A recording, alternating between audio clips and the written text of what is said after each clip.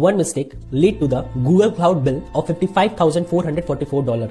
Lately, एक computer science के student ने क्या किया? He created his account on Google Cloud platform and Google Cloud platform ने उसे $300 का फ्री क्रेडिट दिया, which other cloud platforms also provide today, right? And out of that $300 free credit, he only used $80, right, for his learning, right? But उसे mistake ये हो गई, उसने Google Cloud Gemini API की को अपने एक रेपोजिटरी में पुश कर दिया, एज्यूमिंग कि उसकी रेपोजिटरी एक प्राइवेट रेपोजिटरी है, but it was a public repository and that API key was used by bots and others and generated a massive API usages. उससे हुआ ये कि उसका जो $300 का फ्री क्रेडिट था वो तो एग्जॉस्ट हुआ ही, on top of that Google cloud has generated bill of $55,444।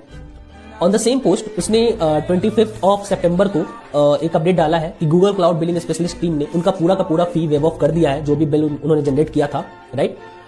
But for that he has to go through several processes like FIR and all. So मेरे भाई, you have to use the cloud platforms very cautiously. अगर मैं तुम्हें और भी examples दूं जहां पे हम as a student गलती करते हैं, like if I give you the example of Azure Cloud, right? So Azure Cloud also provide $200 as a free credit for first 30 days, right? तो उसमें कैसा होता है कि हम कोई VM इंस्टेंस बनाते हैं या लॉन्च करते हैं, right? So it's a compute resource and we leave it running for months, right? वो चलते रहता है महीनों तक। So all the cloud provider follow pay as you go model, ठीक है? तो जब तक तुम्हारा फ्री क्रेडिट है वो एग्जॉस्ट हो रहा है, बट उसके बाद the cloud platform will start charging you. तो जैसे तुम्हारे अगर महीनों बाद तुम जाके अपने अकाउंट खोल के देखोगे तो पता चलेगा कि भाई माइक्रोसॉफ्ट ने तुम्हारे नाम पे एक बिल जनरेट कर रखा है $1,000-2,000 जो तुमने यूज ही नहीं किया, बट तुमसे मिस्टेक क्या हुई कि तुमने जो कंप्यूटर रिसोर्स लॉन्च किया था तुमने उसको कभी बंद ही नहीं किया। So be very cautious while using any cloud platforms, even for the learning purpose.